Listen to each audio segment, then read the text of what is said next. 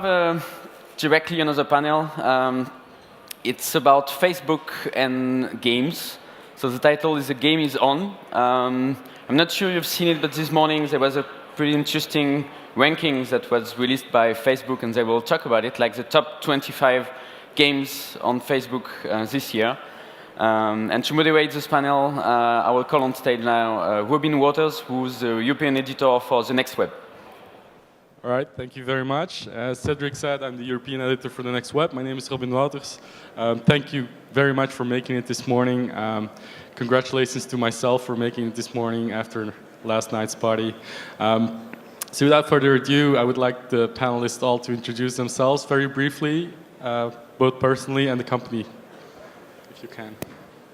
It's Riccardo Zacconi. I'm the CEO and the co-founder of King.com. We do games since 2003, launched on Facebook last year in April. Now we have about 60 million monthly uniques, and launched also recently on mobile. Is going pretty well. My name is Alisa. I'm currently running a company called Game Insight. It was founded 3 years ago. We are pretty well known as a mobile developer. We're very well known as an Android developer.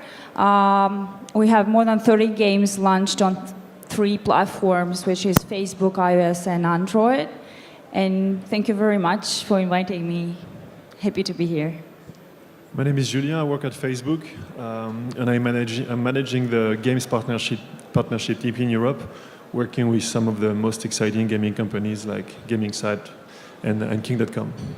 And something tells me you're French. Yes, I am. It's hard to hide, isn't it? All right, so let's talk more about the gaming companies that you've started.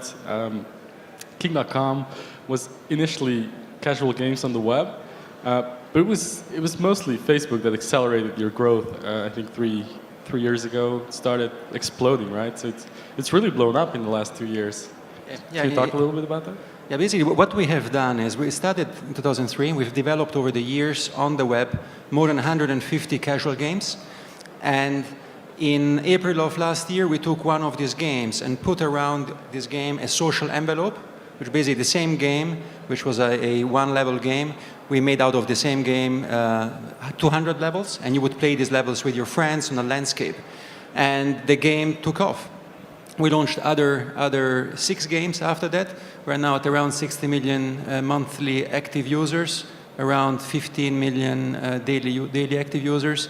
We launched on mobile our second game 3 weeks ago, and it went in the top charts. Basically, it was #1 game in all the countries, basically in the US, in Europe.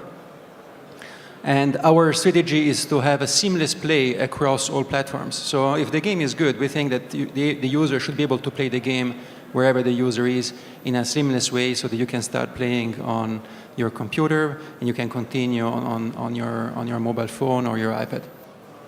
All right, Alisa, basically same story, but in a shorter time frame. Your company was founded 3 years ago, and you're on track to do $100 million in revenue this year, I read somewhere. That's just amazing. How did you pull it off? We've started it as a social developer. We actually based in Russia, in Moscow, and we started from the Russian social networks like VKontakte, Moy Mir, Odnoklassniki. And then we've made our first steps outside of Russia because we always wanted to be a global company. And we started to launch during 2010. We launched we've made hundreds of launches on every possible social network which actually existed at that time. And we also launched on Facebook. And then in the end of 2010, we actually realized that there are no social networks except Facebook in case of revenues, or even if there are some, they're going to die very soon.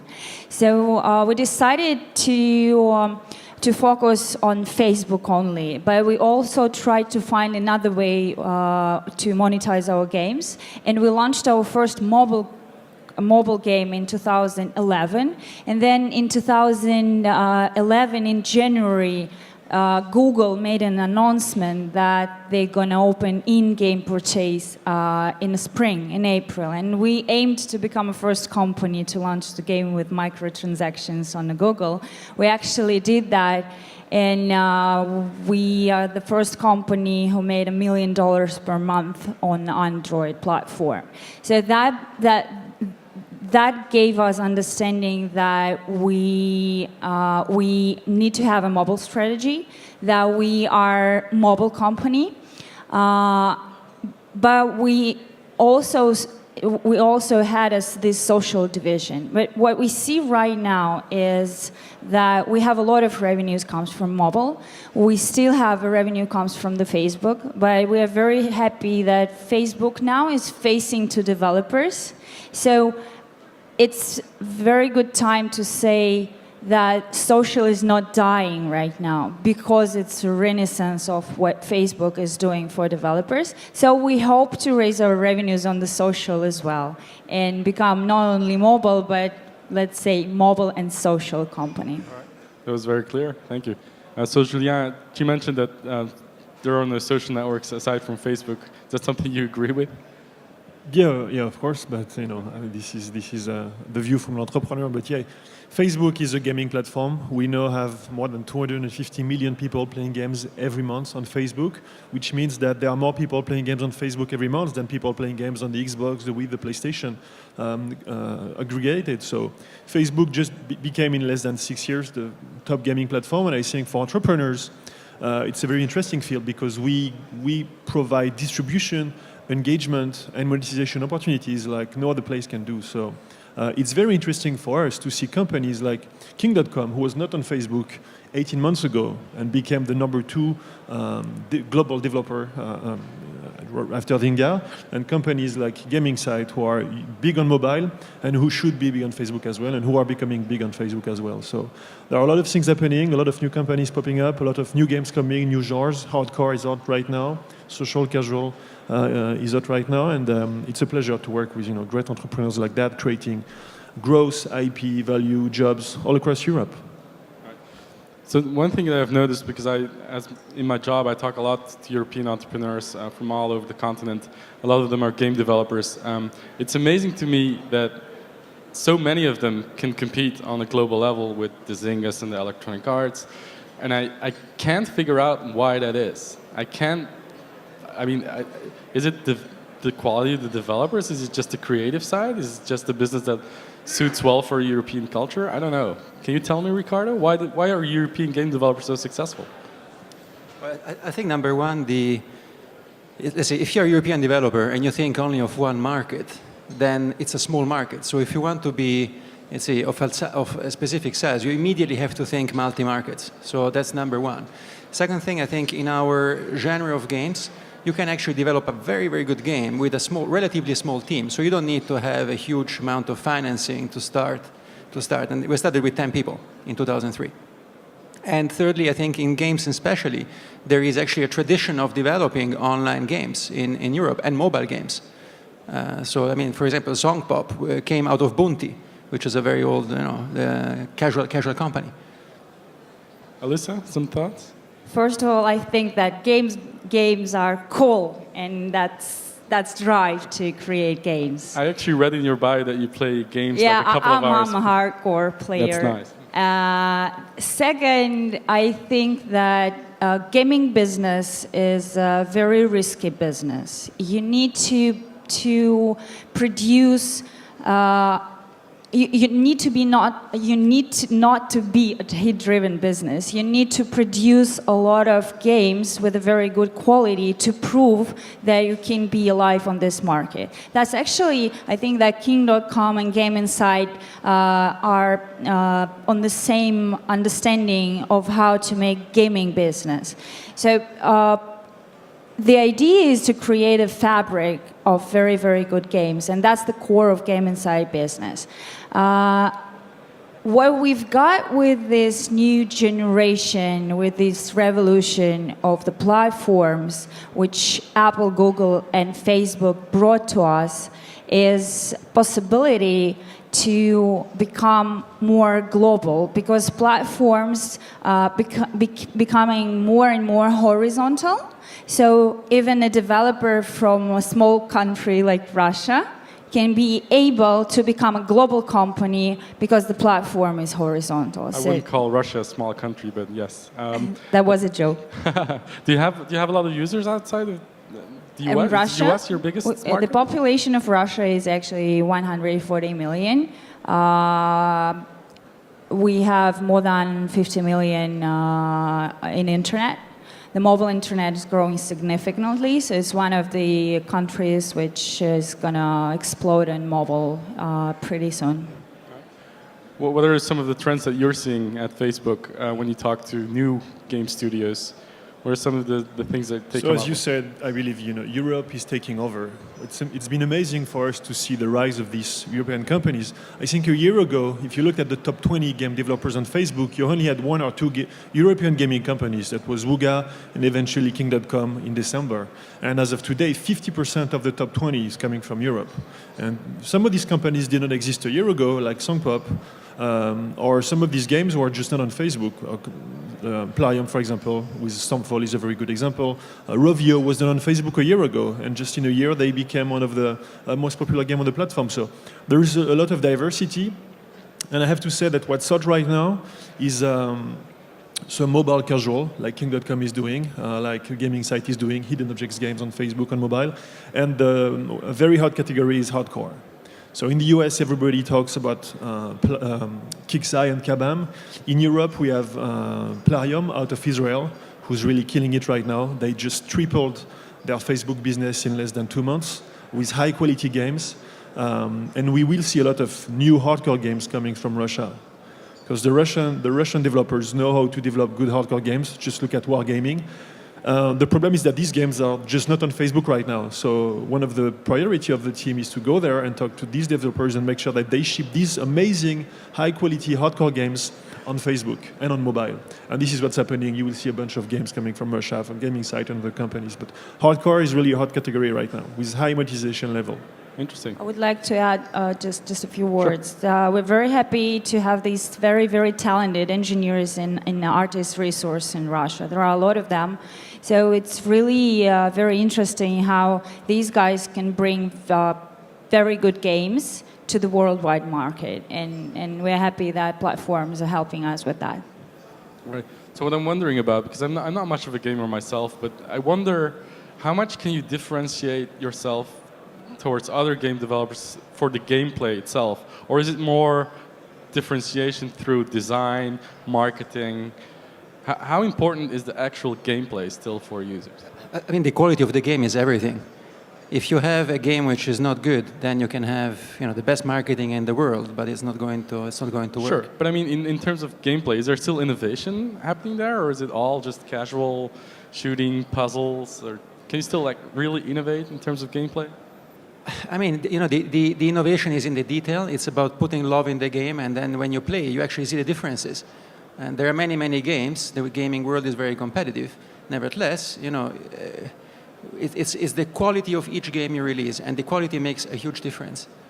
And as you were saying before, it's about hit-proofing a business, and the only way to hit-proof it is to release a lot of games, and then the good games stick, and that's what we do. We release a lot of games on King.com, and then we take the best games, and then we invest considerably more resources to bring these games to Facebook and mobile. Well, it's a totally different strategy from the likes of Rovio and Zeptolab in Russia, for example. They only do a limited amount of games, but very, very focused on one platform for starters, and then just grow from there. But they're more about building a brand out of the game. They're not necessarily a gaming company, in my opinion, at least. That's not true. The thing is that these guys, let's say, very good example, really happy for them, Zeptolab. These guys, before they got a hit, they produced more than 50 games in a previous Rovio, company.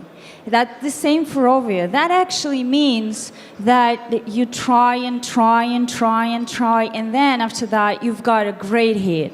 Then we have even a joke in the gaming industry that you need to make a second hit. If you if you can, and this is extremely hard to do, if you can't do that, you stop to become a gaming company. You start to be an entertainment company, and you're trying to squeeze everything what you can from the brand you actually have with this super hit. So this is just a different path how to make a business, but this is not a strategy. I mean, this is this is the only way how these kind of companies can work after you got the hit. I think some people believe that it's easy to make a game and be successful on Facebook or on mobile. It's easy to make a bubble shooter game or a match 3. And actually, if you look at the profile of these companies, you will see that, if you look at all the issues they have to deal with in terms of cloud computing, cross-platform development, data management, they have scientists, they have a lot of BI people. Wooga, for example, they call themselves a BI company. But it's extremely sophisticated to develop such games, to make money. And when King.com put a game like Candy Crush on Facebook, they have at least 5 years of experience out of Facebook. And a lot of intelligence and energy has been thrown at this game to understand how people will monetize, and they know exactly what's going to happen. But it takes a lot of investments, intelligence and energy to make it happen. It's not easy, and that's why you will find in Europe that some of the best computer science students or some of the best developers are actually doing games right now, because it's a very profitable market when you're successful and you have a global reach. Songpop is a good example. Songpop, it's a French company with developers in New York, and they launched in April and they became a big hit overnight in Brazil. Nobody knows why, but they became big in Brazil, and then they became big in the US, and then in the UK, and then in the rest of the world. But that's fascinating, and this is why it's not an easy business, and a lot of very smart people are building games right now. Interesting. So who plays your games? Is it women? Is it men? How old are they? Who plays your games? Our games are mainly played, 60% played by women, 25-45. And they're played basically, the profile is very similar across the US and Europe and North America. We're seeing the same? We have a pretty wide line of genres. So our games are different.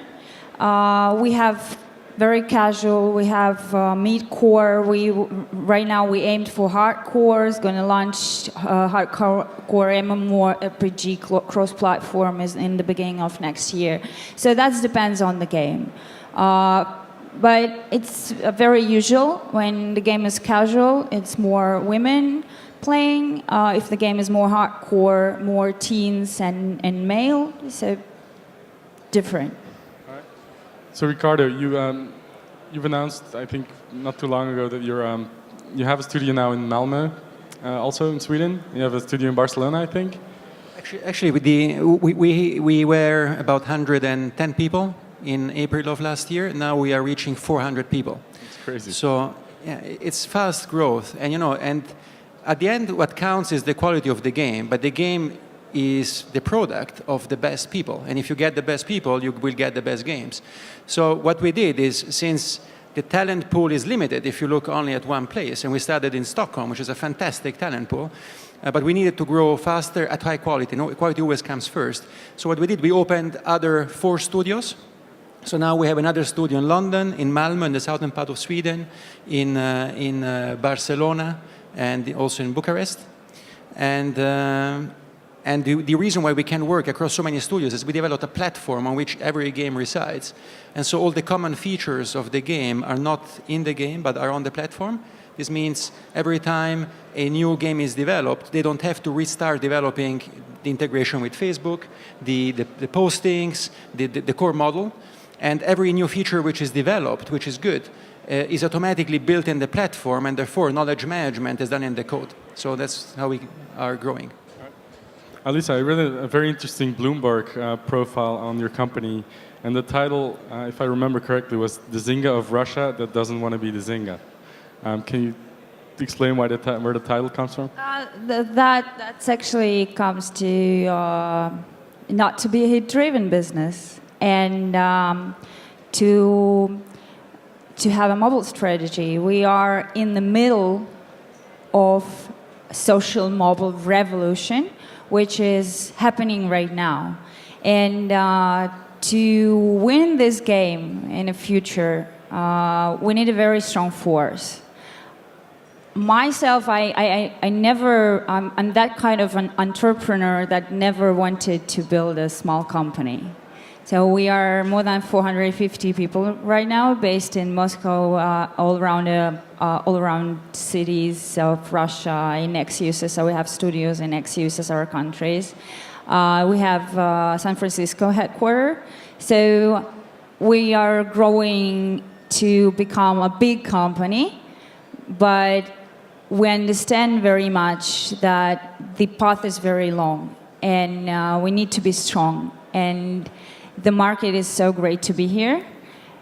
We need to be very careful not to allow for our business to blow, to explode, and then to put it down. That's the comment on this Bloomberg article. So speaking of Zynga, it was recently announced through an SEC filing actually that Facebook and Zynga have eased, I don't know how to put it, but they basically relaxed the terms of their agreement. Can you comment on that at all? Not really. I'm managing the European partners, so I'd rather talk about the local guys like Gaming Sideking or Wuga. I don't really know what's happening with Zynga except what's in the news. Right. Well, but one thing that surfaced from the SEC filings that Facebook can, if it wants to, make its own games. There's somewhere a clause. Do you think they ever will? I don't, once again, I don't comment. I don't think this is a strategy. Facebook is a platform. We do well when they do well, and we don't want to be in a position to compete with our partners. We don't compete with Spotify and Deezer on music, for example. We let them develop such experiences on the platform, and the same thing with games. I don't think these guys would be happy to see us developing games. And to be frank, being a platform company is a good business, and we want to keep that good business going. But what's interesting about Zynga is that people always talk about Zynga, but people don't see that actually the European companies are gaining shares against Zynga and other guys. And so one of the reasons why Zynga is not as big as it was is because some of these companies like King, like Wuga, Gaming Site, Plarium, Plumby are just growing very, very fast, and the growth is coming from Europe. Yeah, it's great to see. But Facebook went public this year. When is it your turn? When are you going public? No comment. It's an option. It's an option for next year? It's an option, yeah. I mean, we execute, and if you execute, you have the option open, and so we are focusing on execution. It's one of the options we always have to prepare for the future. So it's one option. Lisa, you're at a $100 million annual revenue run rate now, so makes sense for you to be there in 2 years as well in position to IPO. Is that something you want? We consider that, so preparing like usual, trying to do everything right. But that depends on the market. It's very important thing what's happening right now in the public markets. The world didn't saw any IPO of truly mobile company, except Yelp, which was a few years ago and very small IPO. So I think that the landscape, the public companies, will be changed very much when when first truly mobile company IPO will happen. And it's not very good what's happening with Zynga right now. It's not very good for whole gaming market. So we need some time. Fair enough. I fully agree. I think that that's exactly the right thing. And mobile, I think, is definitely a good story. Yeah, it's actually interesting to see what's happening to a company like Supercell, for example, out of Helsinki. They are targeting tablets and only tablets in a very social way. Actually, I don't think they would be here today without Facebook. And the company makes 750K per day right now, with two social games on mobile. So, I mean, there's growth all over the place, especially in Europe. And at Facebook, we are extremely happy to see what's happening to King.com, who was big on Facebook, and thanks to Facebook, becoming big on mobile. And Gaming Site, who's big on mobile, thanks to Facebook, should be big on Facebook as well. So there's a lot of growth and a huge market to address here, and I think a lot of people don't realize that. That's amazing how these cross-platform opportunities right now can help to build a really successful business. So we agree that there are lots of opportunities for growth still ahead in terms of users, but also the mobile platforms, etc. What I'm wondering about, what are some of the main challenges you face as an industry today? As an industry, I think there are a couple of challenges, but I think that from our perspective, it's a huge opportunity. If you think that every time there is a tech change, there are risks and opportunities. So if you see the opportunity side, the opportunities are huge. By Q2 next year, the installed base of smartphones and tablets will be bigger than the installed base of computers globally. So I think that 30% of the users of the adults in the US are already using a tablet. 50% of kids want to have a tablet this Christmas, and the tablet is, for example, a perfect device. What is the strategy? I think you have to think always as a user, put the user hat on, and it's not either or. If you have a good game and you want to build a brand, you have to be everywhere. So, and I think this is the opportunity which the games industry has, because 70% of the time spent on tablets today is spent with games. Almost 40% of the time spent with smartphones today is spent with games.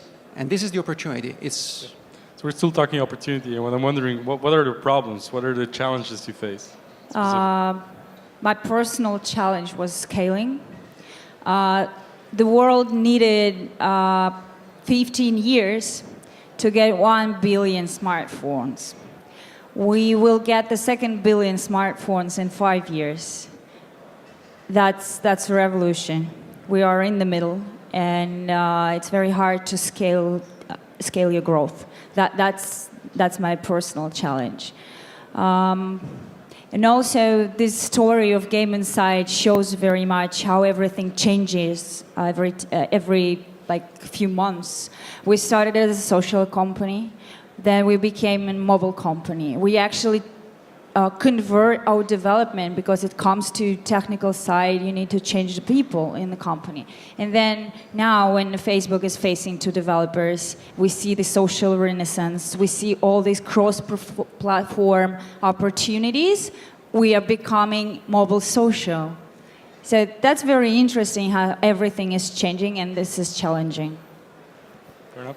Something that I wanted to touch on, you've recently partnered in the UK with a couple of companies actually that are releasing gambling apps on Facebook with real money, where you actually play with real money and cash out. Is that something you want to do in other countries as well?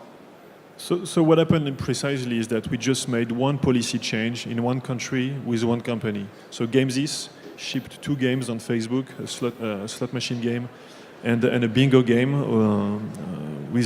where you can cash out, which you cannot do on Facebook. So it's just a test right now. We'll see how it goes. It's too early to tell. But if it works, we might extend. But right now, we just launched that. They just launched that in August. So it's too early to tell if it's a success or no, and if we will extend that. Would this ever be an option for you guys to build real money gambling apps?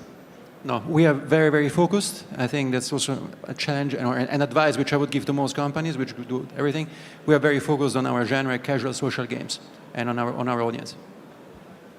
I think that gaming and gambling has a different DNA. And it's not good to mix them. Game Inside is a gaming company, and never ever going to become, even if the competition will be very, very strong. Everyone understands that monetization of gambling games are much better, but we're still going to do games. All right. So one criticism that I often hear about Facebook and the gaming, the games that are on the platform is that you have you have a few big games developers, and they have a really long tail, like small developers, small-scale apps, don't have a lot of users. How do you help the long tail become one of the big ones? So the platform is the same for everybody. So everybody is competing with the same tools, and we still see new companies coming out of nowhere, like Plumby in the UK, like Pliam in Israel, the Russian people. I can tell you right now that I think in 6 months from now you will have 2 or 3 Russian companies in the top 20 game developers in Europe when you just have one today. It's going to happen because they have good games, and when you have a good game, you put it on Facebook, usually it works. So, I mean, what we do is that we provide the same platform with everybody. Everybody's competing with the same tools, and when you have good games and the right strategy, you usually win. But we treat all developers in the same way. All right, perfect. So we're just about to wrap up. Thank you very much for your attention, and thank you to all the panelists. Round of applause. Thank you. Thank you, Robin.